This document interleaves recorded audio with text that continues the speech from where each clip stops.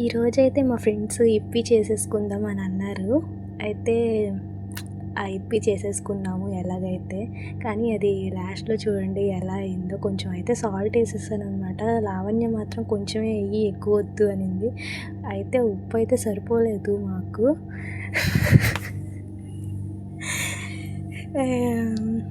మొత్తం సూపీగా కావాలి అంటే వద్దు అని అన్నారు. మొత్తం ఫ్రైగా చేసేసా. వాటర్ అన్నీ వంపేసా. ముందైతే చెప్పలేదు వీళ్ళు. ఒక్క 4 ప్యాకెట్స్ ఇప్పికి 5 మసాలా ప్యాకెట్స్ వేసానండి. మాడిపోతుంది. అది అడుగంటుతుంది అనడం కూడా రాకుండా మాడిపోతుంది అంటుంది తిక్కల మొహంది. ఫైనల్లీ అయిపోయింది. సర్వ్ చేసేసుకున్నాం. ఎవరి ప్లేట్లో వాళ్ళేమో ప్లేట్స్లో కావాలన్నారు. నాకు మాత్రం గిన్నె మొత్తం కావాలన్నాను.